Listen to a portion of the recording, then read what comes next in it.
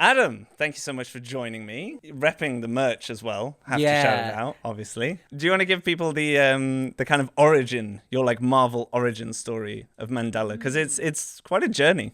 It is, and I know you guys have kind of followed it from the beginning.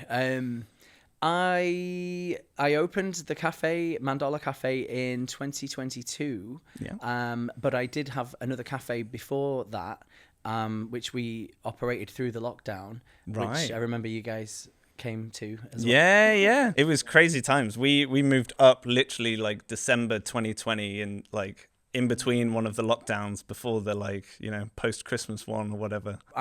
Before all of this, I used to work in a cafe, Right. in Nether Edge, and there was the rumours on the news that, this lockdown might be happening. None of us knew what it would be like. We all thought, maybe we'll all have to have a couple of weeks off or something, but, then it'll just go back to normal. Yeah. Ended up losing our jobs there, but through nobody's fault, obviously just the situation at the time. And so I was out of work for a number of weeks. It wasn't a long time. And I live in a building, the gin bar on Abbeydale Road. I live above the gin bar. It's quite a cool location. That's very cool. There just so happened to be a unit below us that was empty. They were going to open it as a little restaurant, but just didn't really get round to that. So a friend of mine had said, why don't we just use it for a bit until we know what's going on? Why don't we make sandwiches and just, it gives us something to do. And so we set up a little cafe and we called it Pop Up Sarni. We were only registered there as a takeaway, so we didn't have to close when everybody else did. Right. And so then it turned out we were kind of the only place that you could go. Yeah. And everyone was so sick of their own four walls. When they'd go out for a walk or something, they'd just come to get coffee from us. And we met lots of locals that way and loads of friends and contacts, which I didn't know at the time set me up in good stead for the cafe I have now. We opened Mandala in July 2022, so we'll be 4 years old in July. Yeah, crazy. And that feels like 5 minutes ago. Yeah, definitely. Yeah, and a lot of the people that knew me from before supported us opening the new place and helped us keep it going. So now we're in 2026. How's that happened? I know, that's crazy. Yeah, once it gets to 2030, once you get a new decade, that's going to be game changing for me. I mean, I'm going to be 43 in May. But when I went to high school, it was 94 to 99. And it was the same time that Friends came on TV. Oh, amazing. And I mean, I talk about this to everyone all the time, but I used to watch Friends every Friday, 9:00 with my friends, and we got excited about it. And I just used to love the fact that they met in this really cool coffee house, and it kind of became a character for me. And I just used to want to run a coffee shop. I just used to think it would be the coolest thing. I was like 13, 14, 15. I got part-time jobs. I went to college. I went to uni. Lots of jobs. I was never very academic, so I didn't have like a real path to follow. Yeah. And nobody in my family had ever like made me go to uni or told me they wanted me to be a doctor or anything. So it was really just, I took a job that paid at the time and sort of survived that way.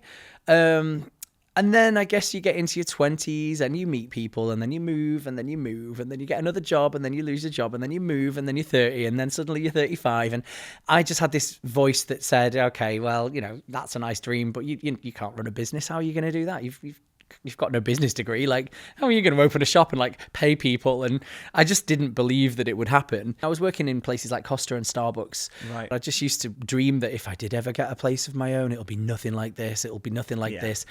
I want chairs that don't match, and I want tables and cutlery and plates that are really colourful, and I just want to make a nice space for people where they can come in and take their shoes off if they want, and just, it'll not be like this corporate. And it is exactly that. It's not Costa, it's not Starbucks, it's independent. We're certainly a one-off, although people keep asking me if I am going to franchise, and I'm definitely not there yet.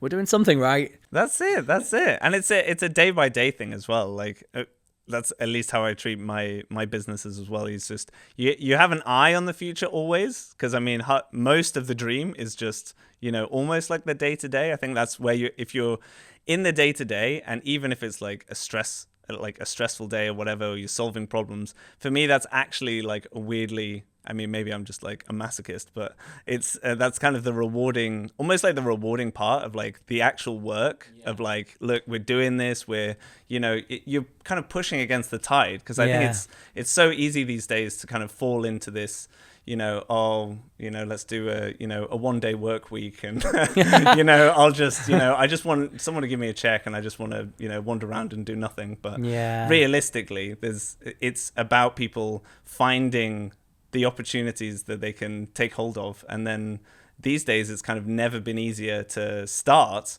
but obviously it's then just that kind of long-term game. How do you keep it going? Yeah. Well, something popped into my head. I was going to say that I've always been the sort of person who will tell myself I can't do something while I'm actually doing it. I don't give myself the credit for the work that I've done, and even now, like the place that we've built, so many customers daily are saying, wow, this place is so great, it's so colourful, you're so great, the food's lovely. I forget to see it sometimes because I'm in it all the time. But you're right, it is easy to start things, but how do you keep it going? And my one piece of advice that I heard saying, if you're a small business owner, you don't have to be able to answer every question. The main thing you just do is show up every day, open the door, and then do the thing, and then the next thing, and you'll find that you get there and you get there and you get there, and there's always challenges. There's 100 plates to be spinning all the time. Literally. And you learn how to spin 100 plates, you can do it, but then the ground starts to shake, and then that's the thing, and then the cost of living, and the next thing, and the next thing. So there's always something. Rent could go up, or just the cost of food increases, or I don't know, one of your chefs leaves or something. There's always something, but you just manage. You show up, and just the rest is fine. You'll find a way through. The real thing is when you start to get more people in your team, and that kind of culture element, because I think there's if you can kind of get to a spot where the people that you're with, you can kind of harness this kind of collective energy. There's kind of it kind of greases the wheels almost, and again, then maybe you only have to spin 50 plates, which is still quite a lot. This is it, the big word that begins with D, delegation. Yes. We knocked through to the next property next door 2 years ago in May, so again, where's the time gone? That was amazing. But then the team expanded, and again, my little dream of running the cafe was a dream that became a reality, but then the dream sort of became a bit of a nightmare, because as we got bigger, we got much busier and more busier than we projected, and I hadn't anticipated how the community would embrace us. I didn't know how desperate they were for like another cool place to go and spend some time.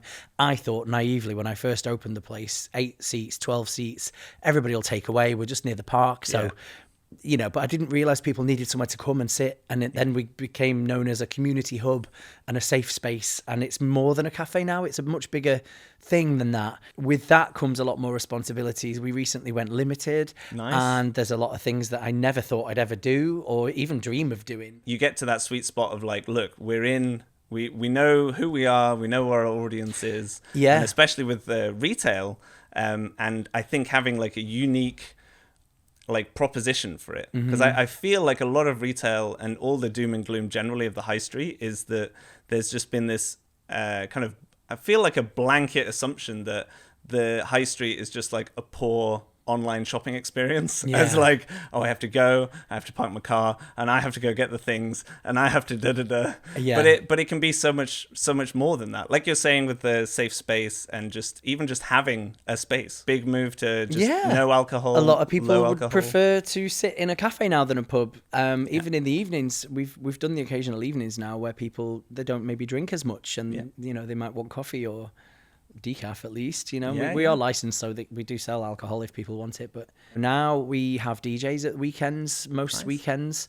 We have little discos, which is great. Open mic nights occasionally. We get lots of people from outside of Sheffield as well now. Really? And must be finding us online when they're looking for little venues to go to. We must be showing up on SEO now, which is a great thing. I don't begin to understand the beginnings of how it all works really, but we must be showing up somewhere because people keep contacting us, so that's great. Well, and I think a unique thing as well is that you're like 7 days a week at the moment. I think that's really, for me personally, I think that's really, really good, because I think, again, I saw a funny thing again probably on Instagram ages ago of like, your shop is open 9 to 5. I work 9 to 5. I won't go to your shop. How can I ever come and see you and support your business if I'm at work in these hours? So I don't know. Then you try and open at 8, but will people come at 8? Or you open till 6, but will they come at 6? And like you said about the sweet spot, I think now we've been there for nearly 4 years. We've tried in that time to open later and open earlier. and to offer this and offer that, and then have more meaty things and more vegetable things and more vegetarian and gluten-free options. We now do a bit of everything. Yeah. We kind of know what works for us now and what doesn't, but it takes time to get there. Things do start to level out a little bit, and now we know that if we try to do this, it probably won't work, but we wouldn't know that unless we tried it. So we've made a few mistakes, might not be the correct word. We've tried things, and some stuff works and some stuff doesn't. But well, that's it. And the iteration and the kind of improvement. I mean, it's that thing of, even if you're literally just doing 1% a day or something like that, suddenly, especially after 4 years, even after 1 year, you're like, well, that 1% a day compounded of, oh, well, these cups are nicer to hold. And again, all of these like tiny details, I think just suddenly add up to, again, funnily enough, like a more intangible like experience. You're kind of like, there's something about this place. I don't know, maybe it's just the lighting, maybe it's, you know, the seats. I like the carpet. I like that it's, you know. So many people have come to us asking if we can we have our a jewelry making night? Yes. Wow. We can have a poetry night. Yeah, we can do that. Can we have a party here at the weekend? It's my mum's 60th or whatever. We try to do everything for everyone, and I think I've learned the lesson maybe last year that you can say yes to less. It's okay to say no to things. I feel really guilty about saying no to things, but you try and please everyone, but in the end you're the only person that isn't pleased, and that's definitely been a lesson I've learned. I just want to make everybody happy. And I think, with the cafe, we do a really good job of that, but I realise you can't be there 7 days and 7 nights a week, and if you were, still people would be asking for things. So you do have to find that sweet spot and just be like, okay, I need to have maybe 2 Saturday nights off a month because I need to do things for myself. And I didn't want to do that before because I felt really awkward about telling people no and, saying that we're not available, but it's all working out pretty well. But you do have to remember that in my instance, me, like Mandala is me, and if I'm not well or if I burn myself out, and I think I have burnt myself out before, I've tried so hard to do so many things, and it's all me. Like I have a great team now. Certainly, if I fall, they'll catch me. Like the chefs and the staff, they're brilliant. They're really known, popular people in the community as well. Everybody knows them, and it's just fab. The place is kind of running itself now. It's, I dare say, more efficient if I'm not there. But we weren't always in that place, so we've got there now. But trying to be everything to everyone all the time takes a bit of a toll on you. I feel so supported by the community, the customers, the regulars that come in. They'll see the days when we're really busy. And I'm also battling with a very recently, I discovered I'm ADHD. Right, yes. Who isn't these days, I guess. It's 2026, but... I was going to say, I would self-diagnose, but I don't want to know. Yeah, I always used to look upon these people and be like, there's always something wrong with everybody. And I'm fine, though. And it's been brought to my attention this last year. You might have it, actually. So I'm awaiting medication for that. Yeah. But I think that'll help. But yeah, battling all that stuff, and then again trying to be 50 things at once all the time. It kind of ticks boxes into the ADHD brain. But I do think that I don't know, the job does that to you. I think even this afternoon I was speaking to some ladies, and they were like, "Oh, do you know what? We always used to say, wouldn't it be nice to just jack it all in and open a cafe? But but now we know you, and we're thinking twice. Like I don't think we could do it." And I think it takes a certain kind of person, and there's a lot of sacrifice there. Like I don't pay myself very much, but I make sure everyone else gets paid and all the bills are paid, and I sleep better at night knowing that I'm not in any debt with a load of things. But if I took a load of money for myself, then other stuff wouldn't get paid, and then that's not great. So and it is a passion project. You've got to really love what you do, because sometimes it feels like there's not very much. I know what it means to the community and how loved and supported I am, as opposed to, that guy Adam that just works in an office and there's another 4 Adams in that room. I'm not that person. I think that's why I realise now none of the jobs that I ever did in the past stuck, because I wasn't supposed to be there. But again, you have to go through that to know that. It's very true. And again, 43. Do I class myself as middle-aged? I don't know how old I'm going to live till. Yeah, exactly. So, if I mean, 86 is not bad. But, I mean, you could definitely push that a bit more. Yeah. I now kind of look back, and all my staff are younger than me as well, and I just think, you know what? No, you've got to give yourself a bit more credit, because what you're doing is spinning a lot of plates, like we said. Yeah. You get to a point where you have to then work on the business to then be able to run the business. Yeah. And so But you're always in the business, so it's hard to juggle. Yeah. How do you find? Do you ever manage to like carve out time for that? Have you just been? I'm trying to get, I guess, more at like you've been able to experiment still so much while you're still doing it.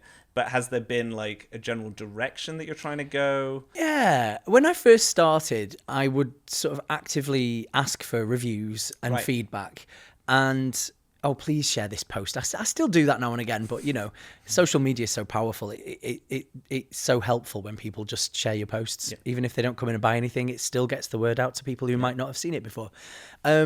So yeah, I've gone through all the trying really hard to get people to kind of review us, to visit us, to do things. But now I find that happens organically now. If people come to these gigs, they're already taking photos of things, and they might not be from Sheffield, and then they'll post it and people are like, oh, where was that? That was great. Well, and then I now got 5,000 plus people following the page, and it's growing on its own, almost like throwing a stone in a pond. It's spreading wider now without me having to do as much, which is great, but you do have to work to get there. The daydream was always to just run a little cafe, so I've achieved that.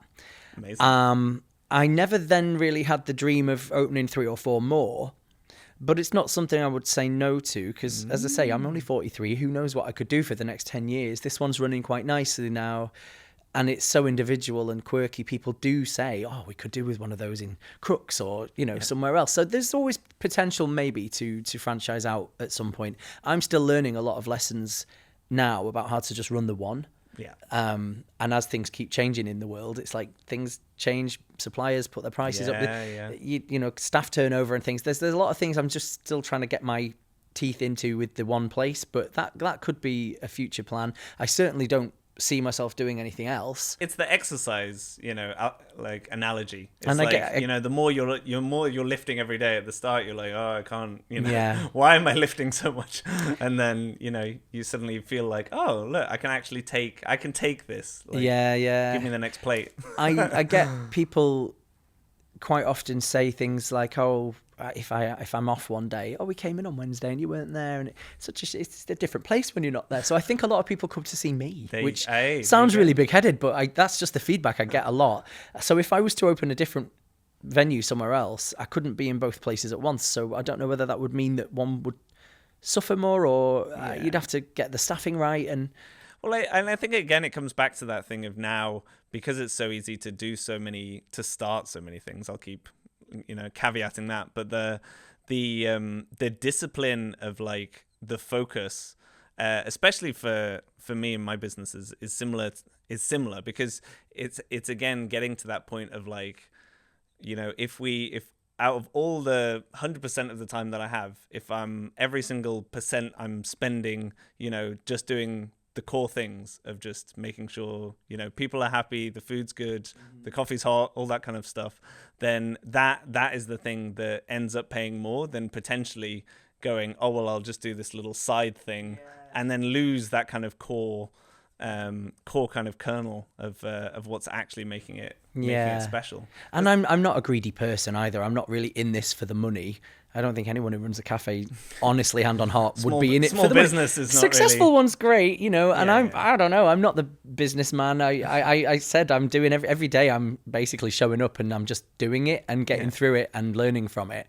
But I don't know much about spreadsheets and margins. I've got a friend who helps me with that stuff. But again, he said I couldn't come in and decorate this place and make it like this and speak to the customers like you do all the time. And I think one thing I've learned as well, slightly off tangent maybe, but I think running we started the cafe through a bit of personality. People knew me when we met.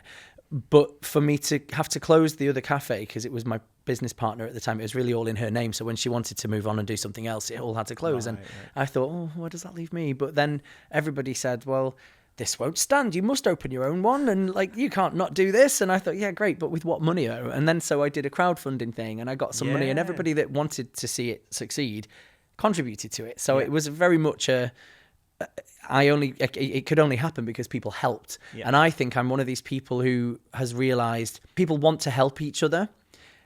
You just have to not be afraid to ask for the help. Don't be afraid to look vulnerable. When you're the face of a business, in my case, it's a cafe, so it's quite public facing with people, but whatever it is that you do, you need help. You need money, you need a loan, you might need hands, you might need someone to pick something up and take it somewhere. But a lot of people are too afraid to sort of ask for help or admit that they're struggling. And I've always just been very open about stuff. And I find that the more honest and vocal and out there I am with things, whether it's on the social media for the cafe, people want to help you. And for instance, when we expanded the cafe, I wanted to build the bar that we have now out of scaffolding boards, but I had no idea how expensive they were. So I looked at B&Q and scaffoldboards are available from other outlets. But I just thought, how am I going to afford those? That's crazy money. And I just was ranting to this lady. I said, do you know how expensive scaffolding boards are? And she only came in for a black Americano, I remember it. And she's really lovely. And she just said, oh, do you know what I do for a job? Scaffoldboards by any chance? And she just went, well, no, but I work for this company and I do the accounts and, Arnold Lavers and all of the Dewsons and stuff. I've got them all on speed dial. I can get you some scaffoldboards. And we got them really cheap. It was only because I was ranting to a customer about the cost of scaffoldboards, but then I got some and we made it. And again, I found, if you need an electrician, just ask for one. One of them's an electrician. They'll come and help. And then a plumber will come along if you need a plumber. Bob's a plumber and he comes in with his wife and that's just great. But if you sit there behind the screen and go, I'm really struggling, but I don't want to admit it. I don't want anyone to know that I'm not okay. Where does that get you? So I've always just been really like this now. And I guess it's endearing because people keep coming back. Yeah. But I've made lots of friends that way and lots of contacts. And I don't know. If you need something, somebody will help you get it if you just ask for the help. Having a no is, for some people, just the most crippling thing in the world, even if there's no actual ramifications of what that no is. If you're just asking for, like, do you have, 5 minutes to talk about the environment or whatever, then, that I remember doing, like, those charity jobs or, like, knocking on doors and stuff. And it was actually really character building to be like, look, even if you are, like, coming, like, I'm trying to help like cancer research or whatever, so I'm really like I couldn't be offering you anything nicer and still I've done people something are like similar. nope. And you don't know it at the time, but it's every time the door gets slammed on you and every time you're in the rain and you've got another 7 hours to get you it builds some sort of backbone, doesn't it? It's true. You're living proof that you can achieve a lot if you are willing to have a vision as well for like, look, we're gonna make this is what we stand for, and I think this is what we're missing in our politics and everything this is else. what I want to do. It's standing for something, and I kind of need help to get there, and everyone benefits from it in the end, that kind of thing. So that's it. I didn't have like some like huge inheritance or a huge business loan or I just had no savings. I just wanted to do it. I was just a nice little kid who just wanted to run a cafe, and I didn't know even then how what would be involved. We recently got our license, so we had to go through the council and get all these boxes ticked, and things had to be built and things had to be the right size, and you had to have an inspection, and then that has to be flame proof and all these things that I just didn't think. I thought, well, can I have a license, please? Here's £100. And then you forget there's all these different departments that have to get involved. And there's so many facets to it. And it's a nightmare when it's happening, but it's done now. And again, if somebody had told me at the beginning, oh, this is what you'll have to go through, by the way, it might very well have just put me off completely. But you can't live like that. You've got to just do it. But then I think that sets you up well later down the line, because then you actually can sort of judge what success is. I think there's a lot of things where people have ended up doing the reverse. They've just said like, oh, well, I'm not good at, social media or whatever. And they've just kind of pawned it off to, a friend's cousin or whatever. Classic, like, just make a load of Snapchats about whatever and, it'll probably be fine. But, there's a lot But then going through and again, doing the work, you then, because you can link up more dots, you actually, you become multidisciplined without even realizing it. And I'm still on the fence of, 43 in May, and like I can use Facebook and Instagram, but I don't know how to like boost posts and pull in views and stuff. And I tried a TikTok thing and I just can't be bothered with it. But we got like 17,000 views on one of the TikToks, so it clearly works. But now again, am I middle-aged? Is that the question again? But there's a lot of younger people that message now and they're at uni and they're doing a social media thing and they want to start a business. I'll handle your social media for you, and can I do this for you? And I'll make a reel and I'll do that. And I just think, I'll just do my own. But then I realize I'm not very good at that. So like it's almost like handing the torch to the young ones, the next ones. They're better at this kind of stuff and it does have results. I just don't really understand it. So I just use my Facebook or my Instagram. And again, I'm probably only reaching a certain amount of people because I'm not maybe fully utilizing it. But I don't know. I also don't have time to be on social media all day, every day, posting and promoting. But you do find yourself doing it all the time. Yeah, you have to stay relevant now. And at least doing like events and like, again, not just being. I mean, I don't want to put it down as like one dimensional, but like you're not just, you know, the takeaway cafe anymore. You are now like a venue space. And, you know, once you broaden that, again, the vision of it, then, you know, the people become the advocates. And so if you're making places where people will, you know, post and generate that content for you, then that's probably the easiest and again, more convincing way of doing it, because otherwise it's just you saying exactly. You know, if it comes from other random people, rather than all from me. It's nice to have a mix, obviously, as well. People want to see the face. It's great. We're in a really good place. It's as long as, touch wood, as long as it lasts. Then that has achieved that dream. So I can't see myself doing anything else. But you never know.